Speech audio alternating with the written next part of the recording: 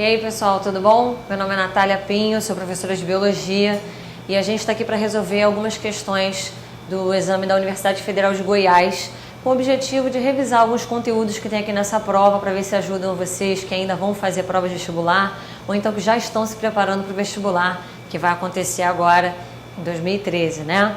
Então, primeira vez que a gente está aí no ano, feliz ano novo para todo mundo, estamos em pleno janeiro, vamos fazer com que seja minimamente agradável essa aula, né? E que seja muito proveitosa para vocês. Bem, não sei se vocês já baixaram a prova aí nas casas de vocês, onde quer que vocês estejam, mas a prova de Biologia, ela começa na questão 31 e ela tem um textinho que diz assim: o berimbau é um instrumento musical de origem africana, muito tocado no Brasil em rodas de capoeira.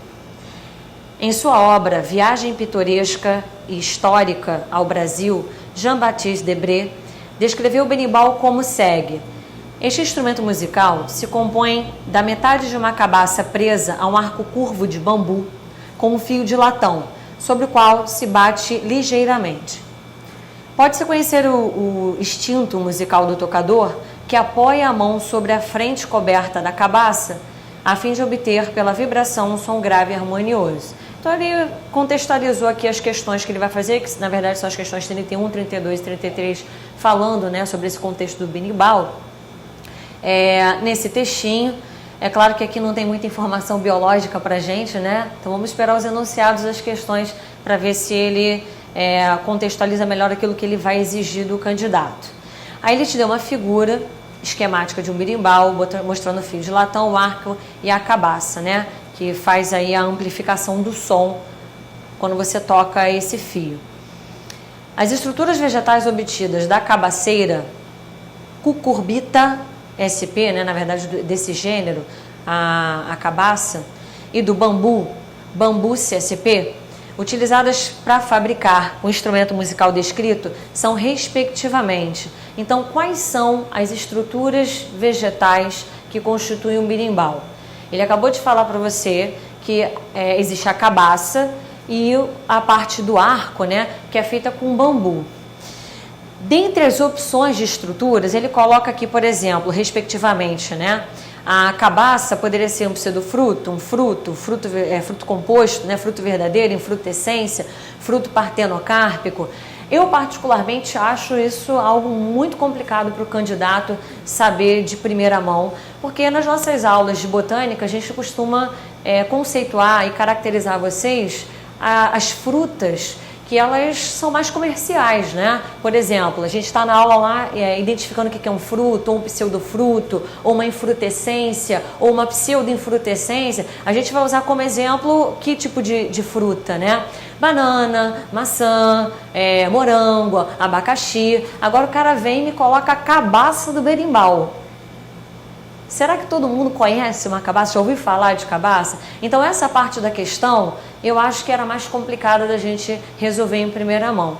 Então o cara que não sabe o que é uma cabaça, que nunca viu na vida, teria que tentar resolver pela outra parte, que diz o quê? O que é o bambu? Que tipo de estrutura é o bambu, né? Então a gente tem aqui como opções vários tipos de caule.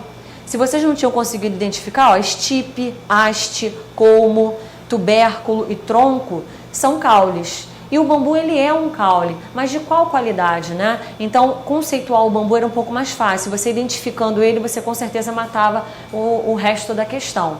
Bem, mas antes da gente então ir para essa parte mais fácil, rapidinho aqui na cabaça, né? Já respondendo até a questão. A cabaça, ela é um fruto. Eu até andei procurando para ver se tinha alguma região que tem algum prato típico com cabaça, não. É mais comum a gente usar como um elemento acústico mesmo para instrumentos, tá?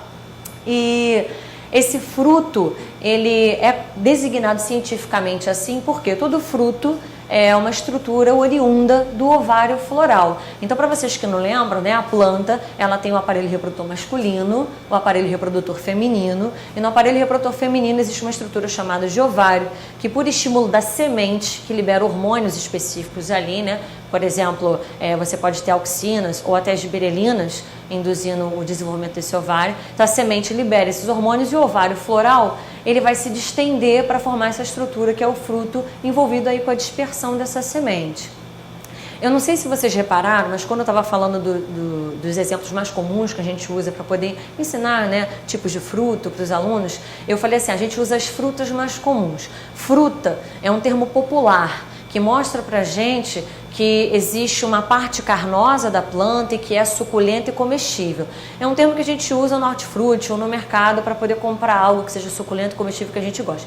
Fruto não. Fruto é um termo científico, fruto, e designa então algo que vem do ovário floral. Se você tem uma estrutura da planta que é carnosa, que é suculenta, mas que não vem do ovário da flor, por exemplo, o caju, né? Aí não é mais um fruto. A gente diz que, como é do pedúnculo da flor, em vez do ovário, a gente chama de falso fruto, é um pseudofruto, é carnoso, é suculento, mas não vem do ovário floral. Então a cabaça, especificamente, ela é oriunda do desenvolvimento do ovário floral e por isso ela é um fruto. Vamos ver aqui só as outras opções que tinham, né? Pseudofruto, como eu dei exemplo para vocês, o caju. Outra, quer ver a maçã. Quando a gente come a maçã, a parte carnosa e suculenta é um fruto falso, porque vem do receptáculo floral. Aquele cabinho que a gente joga fora, que fica em volta ali da semente, né, que é a parte mais dura e menos açucarada, aquela região que envolve a semente veio do ovário floral. Aquilo ali, de fato, seria o fruto.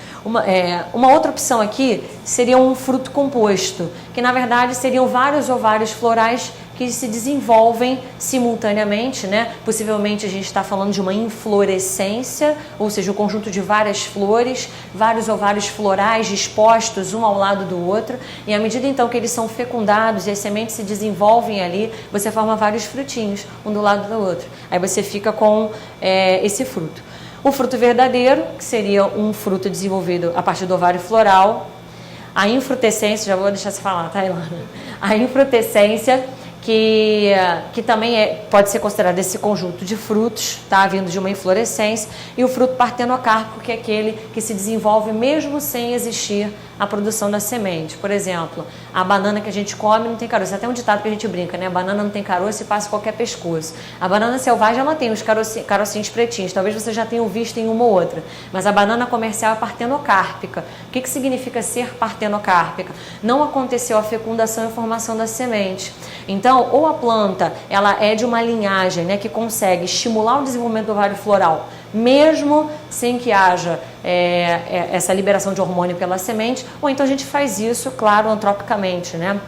A gente vai aspergir os hormônios ali e o ovário vai se desenvolvendo um fruto sem semente, sendo esse fruto partenocárpico. Fala aí, Ilana.